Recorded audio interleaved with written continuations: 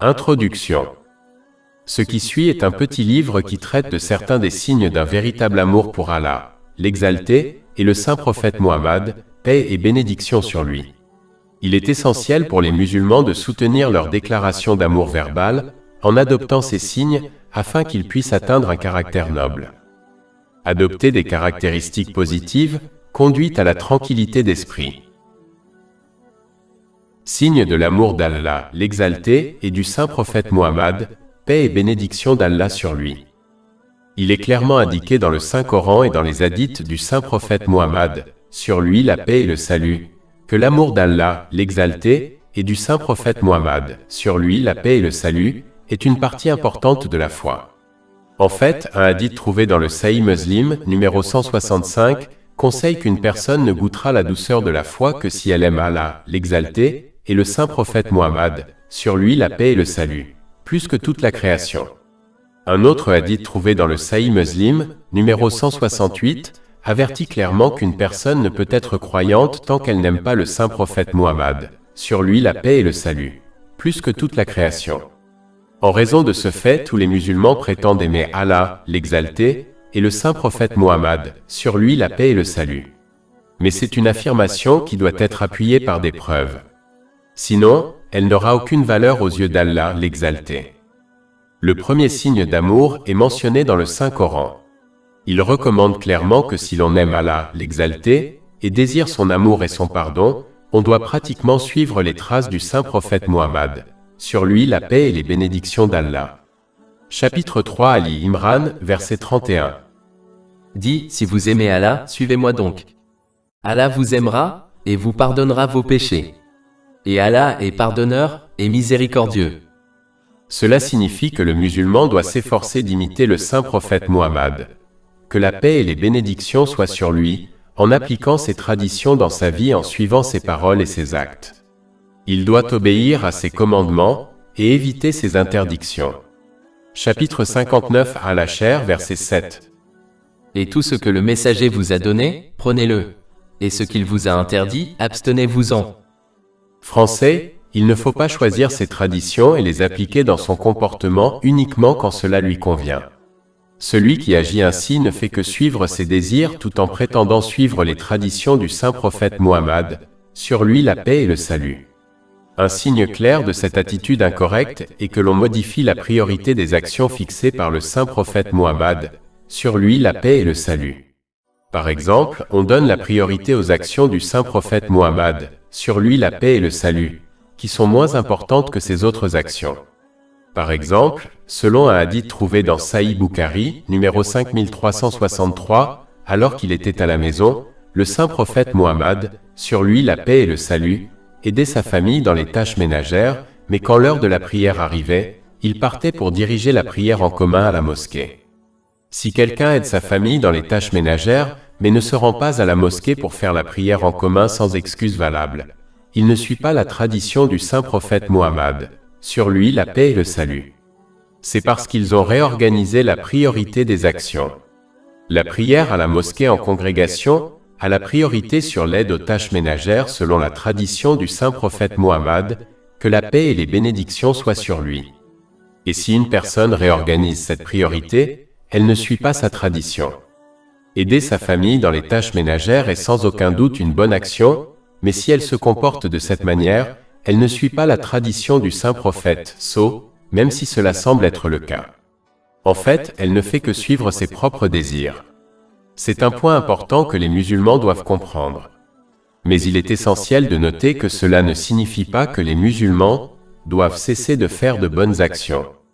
Cela signifie qu'ils doivent faire de leur mieux pour suivre correctement les traditions du saint prophète Muhammad, que la paix et les bénédictions soient sur lui.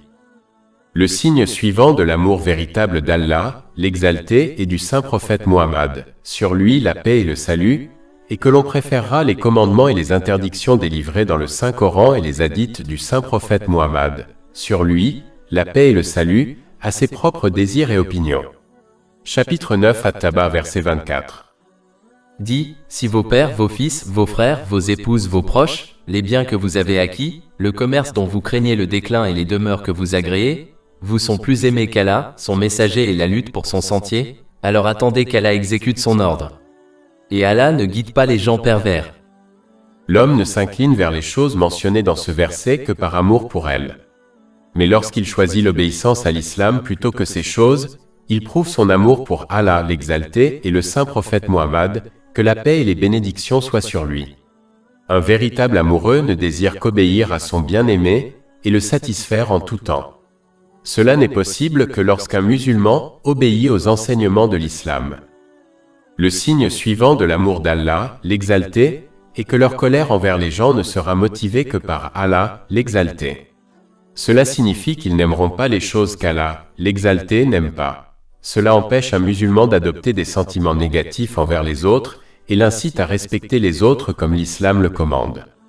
Même si une autre personne pêche, il doit détester le péché mais ne pas haïr le pécheur car il peut sincèrement se repentir à tout moment. En fait, Allah, l'exalté, ne est pas le pécheur. Cela est prouvé par le fait que la porte du repentir est toujours ouverte pour le pécheur, jusqu'à sa mort. Chapitre 4 en Isa, verset 17. Le repentir accepté par Allah n'est accordé qu'à ceux qui commettent le mal par ignorance, ou par négligence, et qui se repentent ensuite peu de temps après. Ce sont ceux-là qu'Allah pardonnera. Si Allah, le Très-Haut, détestait le pécheur, il ne lui aurait pas donné l'occasion de se repentir. Détester les péchés et non les pécheurs est une tradition du saint prophète Muhammad. Que la paix et les bénédictions soient sur lui.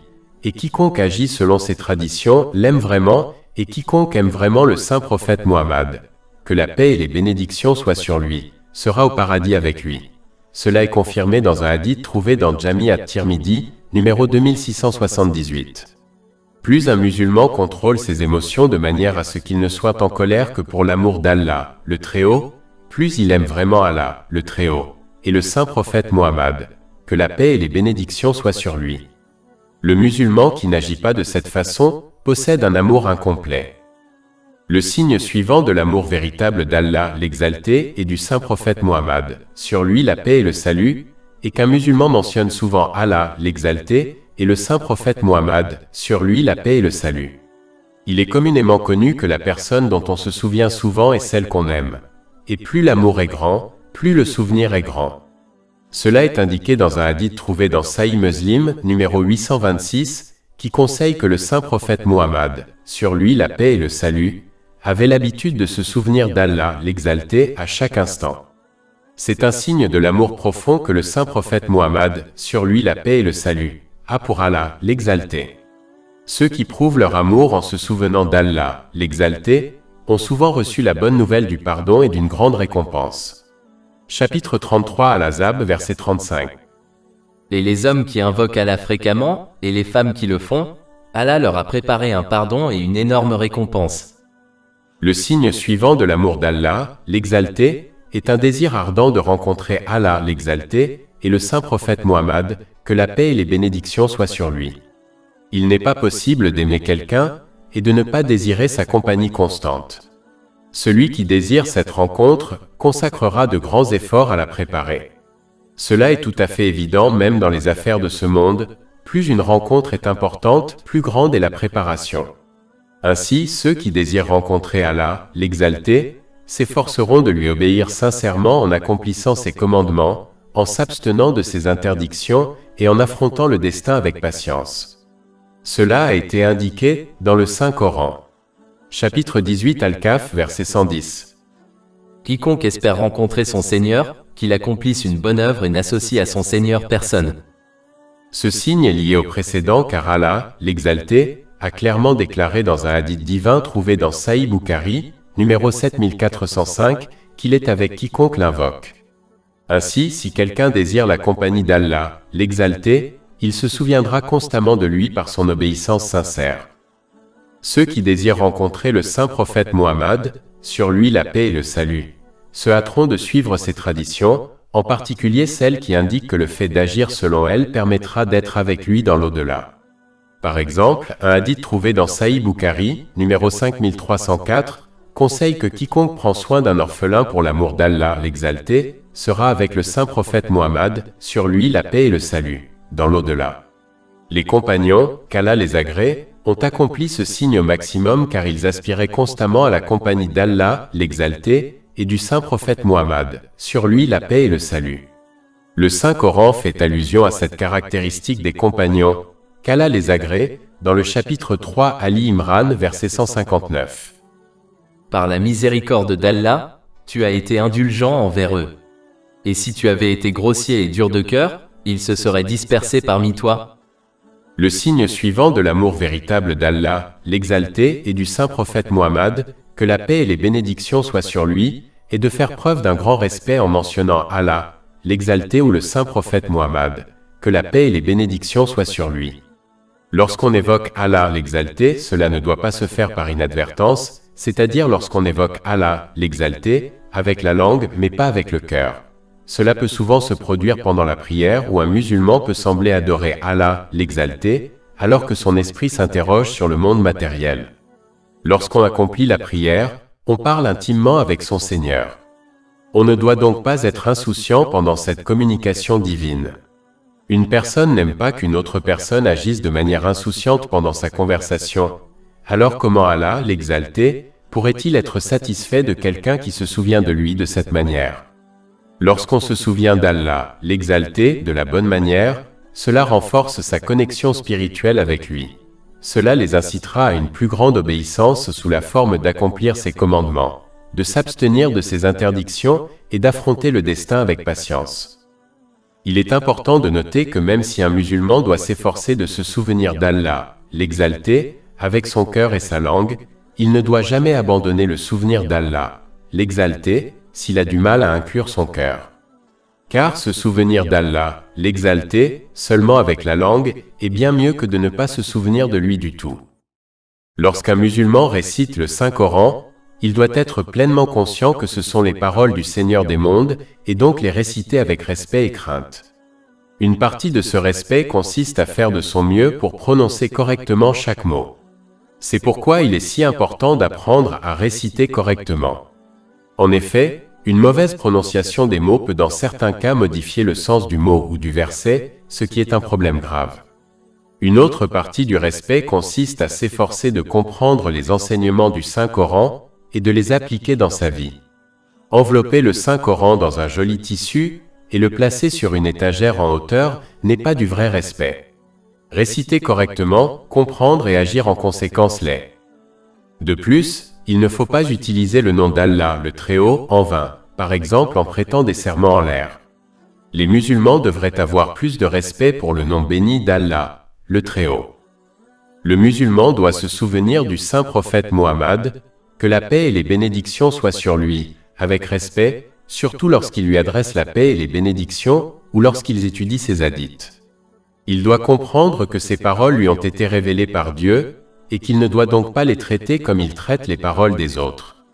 Chapitre 53 en Naïm, versets 3 et 4. Il ne parle pas non plus selon son inclination. Ce n'est pas seulement une révélation révélée. Certains savants avaient un tel respect pour les hadiths du saint prophète Muhammad, sur lui la paix et le salut, qu'ils ne les racontaient qu'après avoir fait leurs ablutions et ne le faisaient jamais de manière désinvolte. Au lieu de cela, ils s'asseyaient avec respect dans une assemblée et les racontaient pendant que leurs disciples restaient silencieux. Le prochain signe d'un véritable amour pour Allah, l'exalté, est le saint prophète Muhammad. Que la paix et les bénédictions soient sur lui. Français, c'est aimer tous ceux qui aiment Allah, l'exalté, et le saint prophète Muhammad, sur lui la paix et le salut. Pour l'amour d'Allah, l'exalté, même si cela contredit l'opinion personnelle de chacun à leur sujet. Cet amour inclut ceux qui proclament l'amour par leurs paroles et plus important encore par leurs actes. Par exemple, il est évident pour tous que toute la famille du saint prophète Muhammad, sur lui la paix et le salut, tous les compagnons, sur lui la paix et le salut, et les pieux prédécesseurs possédaient ce véritable amour. Aimer chacun d'entre eux est donc un devoir pour celui qui prétend aimer Allah, l'exalté, et le saint prophète Muhammad, sur lui la paix et le salut. Cela a été prouvé par de nombreux hadiths tels que celui trouvé dans Sahih Bukhari, numéro 17. Il conseille que l'amour pour les assistants du saint prophète Muhammad, sur lui la paix et le salut, c'est-à-dire les habitants de la ville sainte de Médine, fait partie de la foi et que la haine à leur égard est un signe d'hypocrisie. Dans un autre hadith trouvé dans Jami at-Tirmidhi, numéro 3862, le saint prophète Muhammad, que la paix et les bénédictions soient sur lui, a clairement averti les musulmans de ne critiquer aucun des compagnons. Qu'Allah soit satisfait d'eux. Car les aimer est un signe d'amour pour le saint prophète Muhammad, que la paix et les bénédictions soient sur lui. Et les haïr est un signe de haine pour le saint prophète Muhammad, que la paix et les bénédictions soient sur lui, et pour Allah, l'exalté. Cette personne ne réussira pas à moins qu'elle ne se repente sincèrement. Le saint prophète Muhammad, que la paix et les bénédictions soient sur lui, a mentionné une déclaration similaire concernant sa famille bénie, qu'Allah soit satisfait d'eux, dans un hadith trouvé dans Sunan Ibn Majah, numéro 143. Si un musulman critique sans raison un musulman qui démontre son amour pour Allah, l'exalté, cela prouve son manque d'amour pour Allah, l'exalté. Si un musulman commet un péché, les autres musulmans devraient détester ce péché, mais ils devraient par amour pour Allah, l'exalté, continuer à aimer le musulman pécheur en raison de leur amour pour Allah, l'exalté, et pour le saint prophète Muhammad, paix et bénédiction sur lui. Le signe de l'amour des autres est de les traiter avec gentillesse et respect. En termes simples, on doit traiter les autres comme on souhaite que les autres nous traitent. De plus, le musulman doit détester tous ceux qui manifestent de l'aversion envers ceux qui aiment Allah, l'exalté, et le saint prophète Muhammad, sur lui la paix et le salut, qu'il s'agisse d'un parent ou d'un étranger. Les sentiments du musulman ne doivent jamais l'empêcher d'accomplir ce signe de véritable amour envers Allah, l'exalté, et le saint prophète Muhammad, sur lui la paix et le salut. Cela ne signifie pas qu'il doit leur faire du mal, mais il doit leur faire comprendre que détester ceux qui aiment Allah, l'exalté, et le saint prophète Muhammad, sur lui la paix et le salut, est inacceptable. S'ils persistent dans cette attitude déviante, il faut s'en séparer jusqu'à ce qu'ils se repentent sincèrement. Le signe suivant de l'amour véritable d'Allah, l'exalté, et du saint prophète Muhammad, sur lui la paix et le salut, est de ne pas aimer l'attitude de ceux qui accomplissent de bonnes actions, mais le font sans suivre les traditions du saint prophète Muhammad, sur lui la paix et le salut. Cela signifie qu'ils ne recherchent pas activement ces traditions et ne les mettent pas en pratique. Au lieu de cela, ils recherchent et mettent en pratique les bonnes actions qui ont été conseillées par d'autres. Même si ce sont aussi de bonnes actions, un musulman doit comprendre qu'aucune bonne action n'est supérieure à une bonne action prescrite ou conseillée par Allah, l'exalté, ou le saint prophète Muhammad, sur lui la paix et le salut. Tout a une hiérarchie. Il ne faut donc pas dévier de la bonne priorité et plutôt accomplir d'abord ses devoirs obligatoires, puis accomplir autant que possible les traditions du saint prophète Muhammad, sur lui la paix et le salut. Ce n'est qu'ensuite qu'ils devraient accomplir d'autres actions volontaires, s'ils en ont le temps et l'énergie. Même les traditions du saint prophète Muhammad, sur lui la paix et le salut, doivent être correctement priorisées car elles varient en grade, ce que les savants ont clairement indiqué. En termes simples, tous les chemins vers Allah, l'exalté, sont bloqués à l'exception du chemin du saint prophète Muhammad, sur lui la paix et le salut. Les musulmans devraient donc choisir ces traditions plutôt que les actions volontaires prescrites par d'autres. Chapitre 3 Ali Imran, verset 31. Dis, si vous aimez Allah, suivez-moi donc. Allah vous aimera, et vous pardonnera vos péchés. Le signe suivant de l'amour véritable d'Allah, l'exalté, est l'amour du Saint-Coran. Cela doit se manifester par des actes en mettant en pratique ses enseignements, pas simplement en l'embrassant, en l'enveloppant dans un joli tissu et en le plaçant sur une étagère en hauteur dans sa maison. Il faut respecter les aspects du Saint-Coran afin de prouver son amour pour lui. Tout d'abord, il faut le réciter correctement et régulièrement avec respect et concentration. Ensuite, il faut étudier le Saint-Coran à partir d'une source fiable afin de comprendre ses enseignements. Enfin, il faut s'efforcer d'agir en fonction de ses enseignements dans sa vie quotidienne. Un musulman doit toujours agir en fonction de ses enseignements, et pas seulement lorsque cela correspond à ses désirs, ou dans une situation ou un moment spécifique, comme pendant le mois sacré du Ramadan. De plus, l'amour véritable du Saint-Coran consiste à ne pas l'utiliser comme un outil pour résoudre les problèmes matériels. Malheureusement, certains ont adopté cette attitude et ne sortent le Saint-Coran pour le réciter que lorsqu'ils rencontrent un problème matériel. Et dès que leur problème est résolu, ils le rangent pour ne plus le consulter jusqu'à leur prochain problème matériel. Ils le traitent comme un outil que l'on sort de la boîte à outils, uniquement pour résoudre quelque chose. Même si le Saint-Coran est un remède aux problèmes matériels, ce n'est pas sa fonction principale. Son but principal est de guider véritablement l'individu, afin qu'il puisse atteindre l'au-delà en toute sécurité. Il est stupide d'ignorer sa fonction principale et de l'utiliser uniquement pour autre chose. C'est comme celui qui achète une voiture chère sans moteur uniquement pour regarder la télévision qui y est installée. Cette personne ne serait-elle pas qualifiée d'idiote? Si un musulman traite correctement le Saint-Coran, il découvrira qu'il le guide non seulement vers le paradis, mais qu'il résout également ses problèmes matériels. Chapitre 17 Al-Isra, verset 82. Et nous faisons descendre du Coran ce qui est une guérison et une miséricorde pour les croyants. Mais cela n'augmente en rien la perte des injustes. Le signe suivant de l'amour véritable d'Allah, l'exalté, et du saint prophète Muhammad, paix et bénédiction sur lui, est d'avoir un amour sincère pour la création car ils sont la création d'Allah, l'exalté.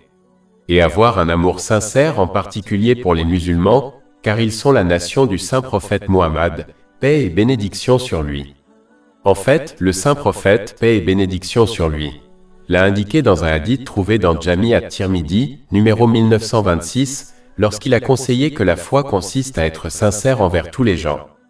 Un autre hadith trouvé dans Jami at-Tirmidhi, numéro 2515, avertit qu'une personne ne peut être un véritable croyant tant qu'elle n'aime pas pour les autres ce qu'elle aime pour elle-même. Comme Allah, l'exalté est miséricordieux envers la création selon son infinie dignité, les musulmans doivent aimer la création en étant miséricordieux envers elle pour l'amour d'Allah, l'exalté. Il est important de noter que cet amour doit se manifester par des actes, et non seulement par des paroles. Avoir un amour sincère pour la création implique de désirer le bien pour elle, et de faire ce que l'on peut pour améliorer les choses pour elle, par exemple en lui apportant un soutien financier et émotionnel. L'amour envers les autres consiste à se réjouir lorsqu'ils sont heureux, et à se désoler lorsqu'ils sont en deuil, tant que cette attitude ne contredit pas les enseignements de l'islam.